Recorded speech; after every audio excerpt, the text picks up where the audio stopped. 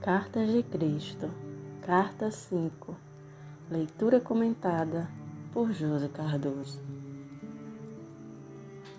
Em lugar da inteligência, a ciência ofereceu as moléculas de DNA e as células frágeis da matéria como fonte de existência, seu líder supremo, seu diretor de criação, das quais toda a criação deve depender para sobreviver. Contemple o glorioso DNA, o Senhor de sua criação. De onde tiraram as células de DNA seus inteligentes poderes direcionais? A ciência já está satisfeita, agora que é capaz de explicar de maneira razoável por que as diversas espécies de todo tipo se reproduzem com tanta precisão e consistência. A ciência quer que você acredite que vive em um universo puramente mecanicista, que o fenômeno da evolução surge puramente de mutações casuais e da sobrevivência do mais apto. Se você estudar os diversos organismos da criação, as múltiplas e diferentes atividades de espécies relacionadas, poderá verdadeiramente acreditar em um conceito materialista tão pouco provável? Não é uma mera coincidência que hoje várias pessoas criativas empreendem viagens difíceis para explorar, determinar e fotografar os lugares em que vivem as criaturas selvagens e as plantas silvestres, a fim de permitir descobrir a imensa inteligência por trás da criação. Você é entretido e instruído por um banquete de fatos e fotografias sobre as maravilhas de seu universo. Durante meu tempo na Terra, não tive tais maravilhas às quais referir-me para ensinar aos judeus a universal verdade da existência.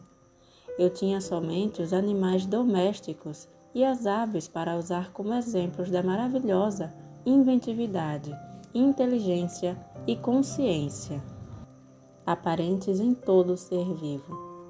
Em nenhuma parte do Evangelho foi escrito que eu me referia ao alto e poderoso Jeová como Criador, como era o costume dos líderes judeus. Não, eu recorri ao campo, às flores e às aves, e procurei ensinar aos meus compatriotas que eles estavam rodeados por uma criação milagrosa e maravilhosa. Há 2000 anos, em sua dimensão, nos faltava seu atual conhecimento científico para observar e explicar de maneira inteligente a atividade que eu chamava o Pai, em tudo que se encontra ao seu redor. Para descobrir a sua verdadeira fonte do ser, peço a você que avalie a inimaginável e indescritível complexidade e diversidade do trabalho intencional, claramente evidente nos pinguins e nos porcos. A mente humana pode reproduzir qualquer das atividades mais básicas do sistema digestivo, por exemplo, que rapidamente reúne as enzimas requeridas e os hormônios necessários para a digestão. Como a mente finita, que é incapaz de perceber claramente o verdadeiro processo criativo governado pelo conhecimento instintivo, ousa declarar explicitamente, desafiando a contradição, que compreende as verdadeiras origens da criação e as forças que deram forma à criação. Que arrogância! Esses homens somente podem pensar segundo o que dizem os seus olhos. Vejo a ignorância científica atual com compaixão amorosa, com certo grau de divertimento e um grande desejo de alfinetar seu orgulho, pois, enquanto alguém não questionar sua autossatisfação e posição de infalibilidade, o verdadeiro casamento entre as eternas verdades e o conhecimento científico humano não poderá acontecer. Porém, terão que fazê-lo, ou a evolução espiritual humana ficará paralisada. Os cientistas têm a mente excessivamente cheia de conhecimento livresco especializado, de fórmulas e equações aceitas, e tem também uma grande necessidade de aprovação e reconhecimento dentro da comunidade científica, o que impede a penetração mística de inteligências mais elevadas. Peço aos leitores destas cartas que formem uma associação para, em meu nome, desafiar a ciência e perguntar: em que momento da evolução do mundo material a consciência foi percebida pela primeira vez? Repito, e digo isso seriamente, pergunte ao cientista em que momento da evolução do mundo percebe-se pela primeira vez a consciência na célula viva. Se a resposta for a célula viva, pergunte se a consciência já era perceptível nas moléculas vivas que se combinaram para formar a célula e se envolverem em uma membrana tão inteligentemente desenhada que permitia o consumo de alimento selecionado e o descarte de resíduo tóxico. Como ela reconhecia o resíduo tóxico? E se aceitar que a consciência poderia estar presente nas moléculas vivas, não seria necessário perguntar se as propriedades químicas que formaram a molécula viva não teriam possuído elas mesmas a consciência que finalmente as impulsionou e projetou em uma combinação viva para formar uma célula? E tendo retrocedido até este ponto nas origens da existência, as propriedades químicas, ainda seria necessário perguntar por que a consciência deveria se tornar uma presença viável somente dentro das substâncias químicas. Por que não nos elementos nos quais a individualidade tomou forma pela primeira vez? E se aceitar que ela estaria nos elementos, por que se deveria negar que a consciência impulsione as partículas elétricas para formar os elementos? É racional negar tal possibilidade? E tendo chegado a tal possibilidade, não se deveria ir mais longe e perguntar de onde vem o eletromagnetismo? Qual é a realidade da eletricidade, que além dos raios de luz intensos, agora descritos pela ciência como fótons e elétrons? E qual é a realidade do magnetismo para além das energias gêmeas de ligação-rejeição? Estes impulsos de energia que trouxeram a estabilidade e ordem ao caos. Pergunte à ciência de onde vem o eletromagnetismo, que é responsável pelos passos mais básicos na criação de um universo organizado e disciplinado, de uma complexidade e diversidade impossível de imaginar. Tentarei agora explicar, com suas palavras, aquilo que está além das palavras, e neste momento, além de toda a compreensão terrena individualizada. Por isso, ainda que o intelecto ajude o cérebro a compreender as realidades espirituais que estou expondo para você, também cria uma barreira à verdadeira percepção e experiência espiritual. Por esta razão, considere as referências à dimensão universal final como simples proposições, ideias, vislumbres de formas resumidas de consciência da realidade por trás e dentro do seu universo. Abre parênteses.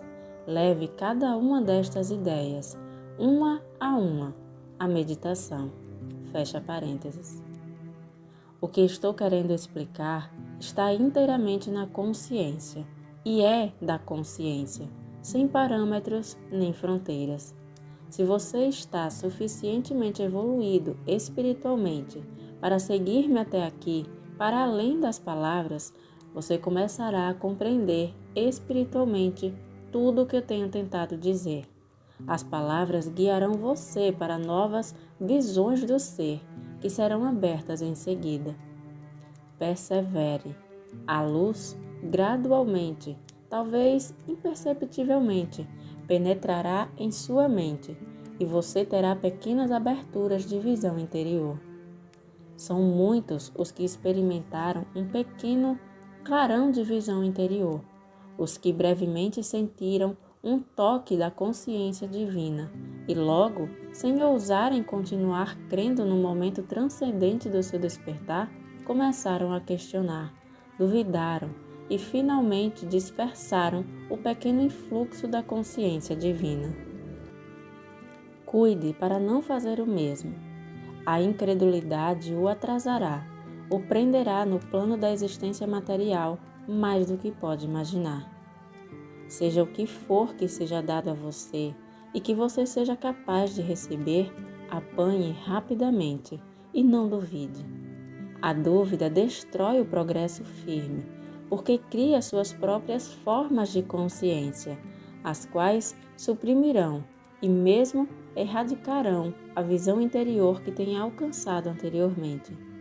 Portanto, a sua escolha de pensamentos, convicção ou incredulidade, dúvida ou fé, constrói ou destrói o seu progresso na busca da verdade. Qualquer negação apaga de sua consciência o progresso que você tenha conquistado. Além disso, quanto mais alto você ascender na verdade espiritual, mais poderosos se tornam seus pensamentos. Assim sendo, crie e mantenha firmemente o seu próprio impulso espiritual e não permita que ninguém interfira e enfraqueça esse impulso. Mantenha-se firme em suas percepções anteriores.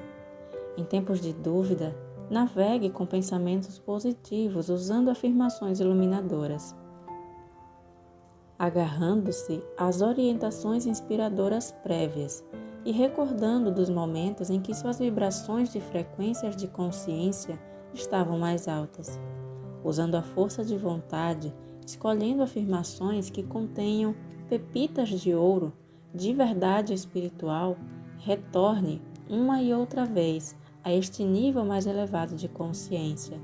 Não se renda por preguiça mental aos altos e baixos das energias espirituais da consciência, nem se converta em uma gangorra espiritual. Enfatizo fortemente esse perigo de autoobstrução. Torne-se ativamente consciente dele. Se você conhece algo das narrações da minha vida na Palestina, lembrará que eu também sofri o fenômeno dos altos e baixos da consciência espiritual e que foi necessário retirar-me para as colinas para rezar, meditar e renovar as minhas forças espirituais. Portanto, compreenda os seus períodos áridos, porém não ceda passivamente a eles, pois conduzirão você a uma mudança indesejável de atitudes e padrões mentais e emocionais. Recorra conscientemente à sua fonte do ser para receber nova força e para a elevação das frequências de sua consciência. E assim, essas fases negativas se reduzirão enormemente em força e duração. Digo novamente, esteja atento para o modo como você usa sua mente. Deixe que a sua atividade mental seja sempre construtiva, a fim de que ela possa contribuir para o seu crescimento espiritual e não seja um contínuo obstáculo. Após tudo o que foi dito anteriormente e depois de ter ditado o restante desta carta, o canal começou a questionar sua possível recepção pública, porque lhe pareceu muito pragmática para ser atraente às pessoas acostumadas a imaginar um poder magnífico ou ser ou algo totalmente diferente que criou o universo. De fato, fiz muitos esforços para descrever a imensidão do poder do qual todas as coisas provêm, mas, como disse, é impossível expor em termos humanos a realidade da fonte do seu ser.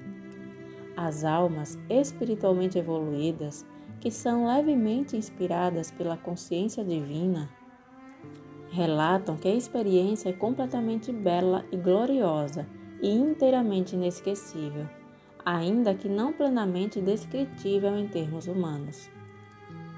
Essa experiência mística é possível quando as frequências vibratórias da mente já são elevadas e a consciência inteira está inundada com raios da consciência divina.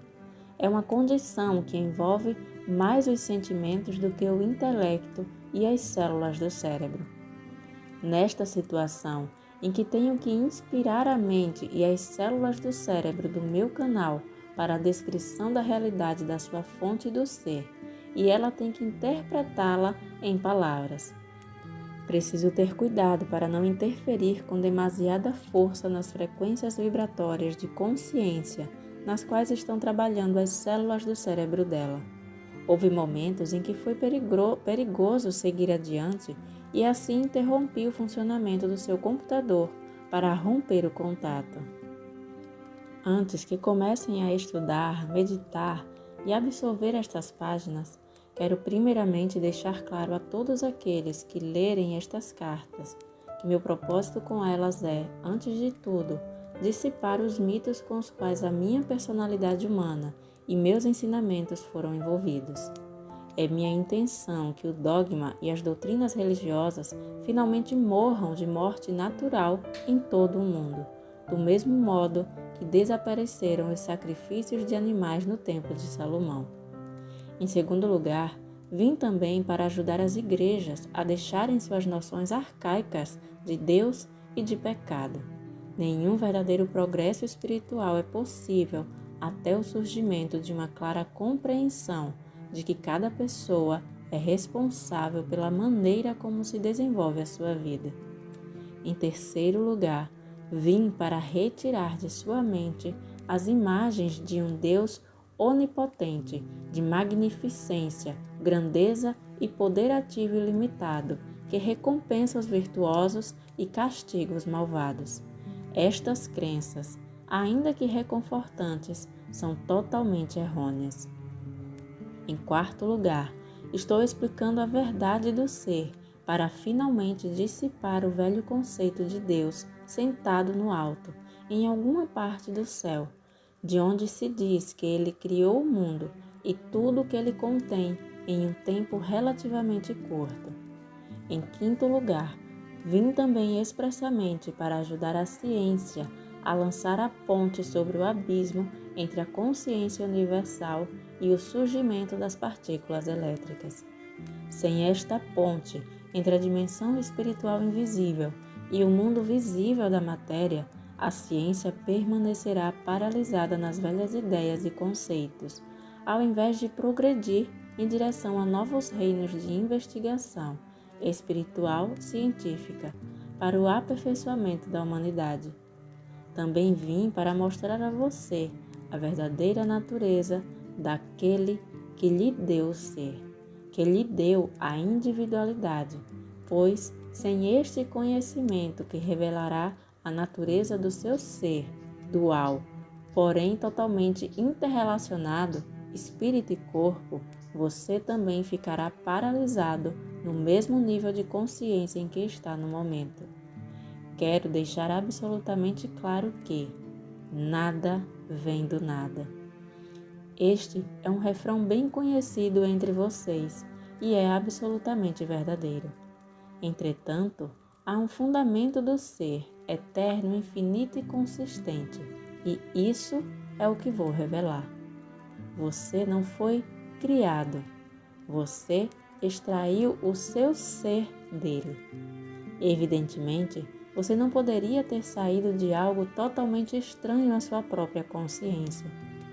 Estou pedindo ao meu canal que escolha alguns exemplos terrenos comuns e compreensíveis. Exemplo 1.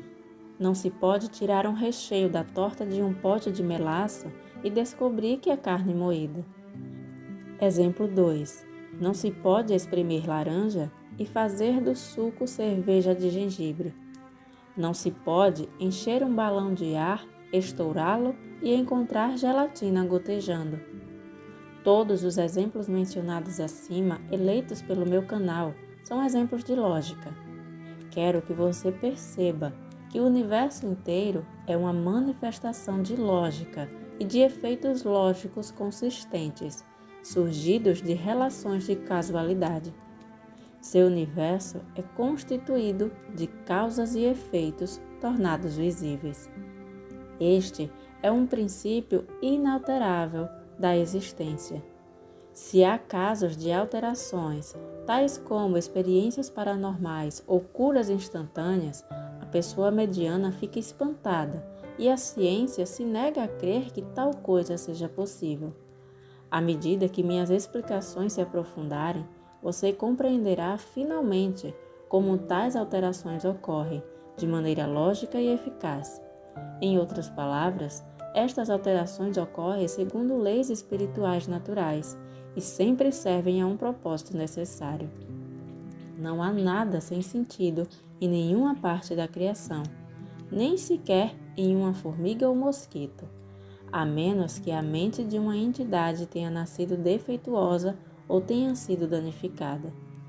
Assim, isso é claro, você vive e opera em um universo físico que manifesta o grau mais elevado de inteligência e atividade com propósito na criação da matéria em si, nos corpos físicos de todas as entidades individuais, desde plantas até seres humanos.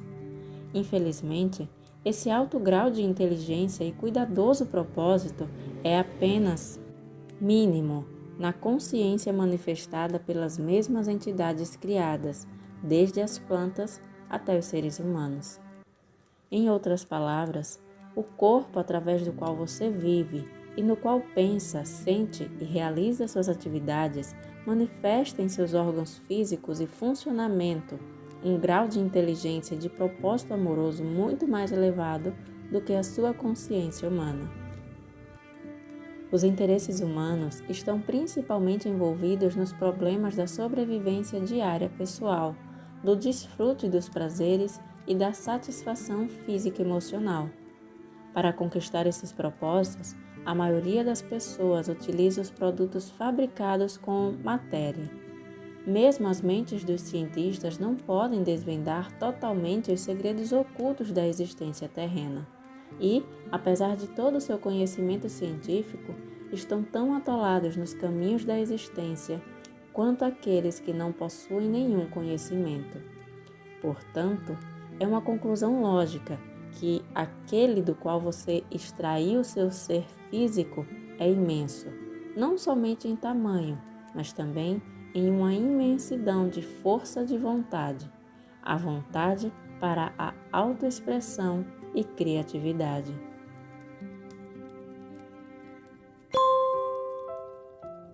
Dando início então aos comentários de hoje, e até uma certa continuidade dos comentários do último vídeo, onde se falou sobre conceitos abstratos, que no início dessa caminhada a gente se depara com muitos conceitos que estão totalmente fora da nossa linha de conhecimento, daquilo que a gente conhece, não é?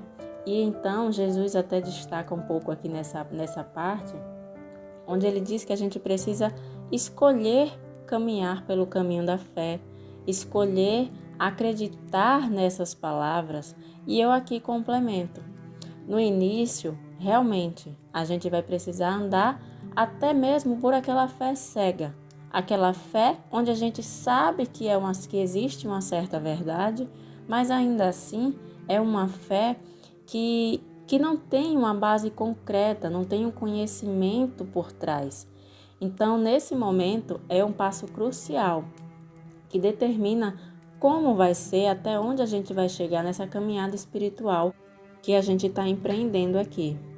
Porque até que esses conhecimentos sejam realmente enraizados, criados uma base firme dentro de nós, através de estudo, através de conhecimento, através da própria ciência e muitas outras formas que faz com que a gente enraize esses pensamentos e não torne simplesmente uma crença, mas o conhecimento real dessa verdade, a gente vai precisar caminhar por um breve período com essa fé, acreditando, sabendo que é verdade, porém sem essa base firme, essa base fixa.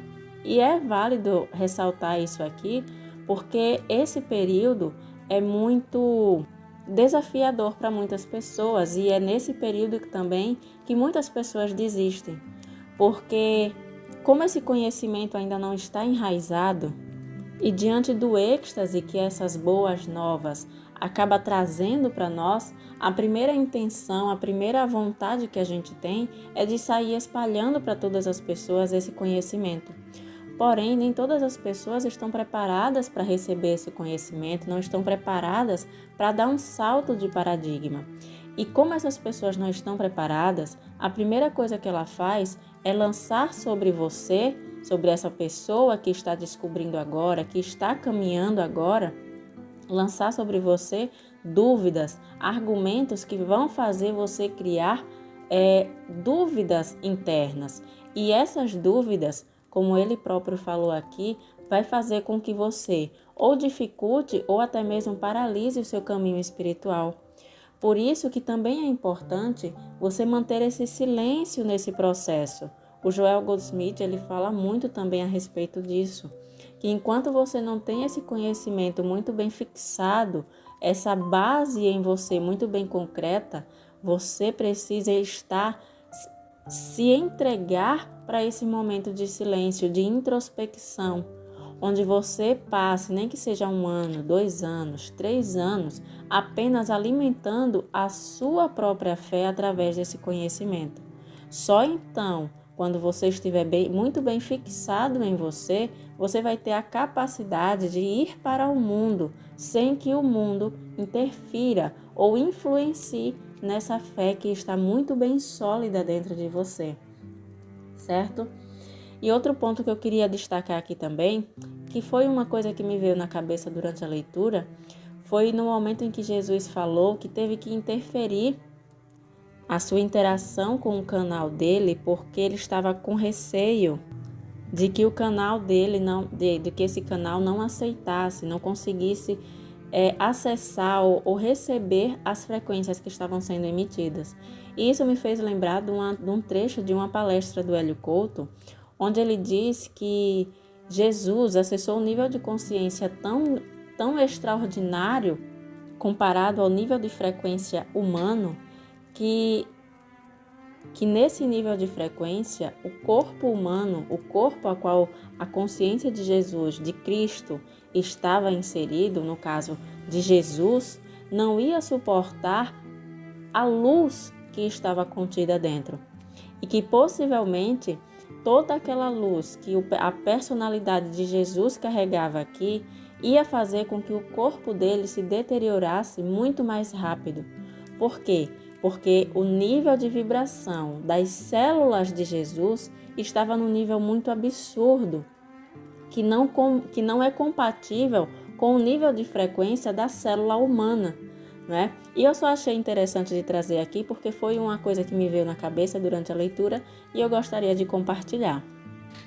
E para finalizar os comentários de hoje, eu só queria trazer aqui, fixar ainda mais essa última ideia trazida aí por Jesus na carta, onde ele diz que você não é uma criação de Deus, você é a própria manifestação de Deus. Então, esse senso de criação traz mais uma vez um senso de separação, onde Deus é aquele, Deus é o outro e eu sou eu, quando na verdade você nada mais é, entre aspas, do que a própria manifestação de Deus aqui na Terra.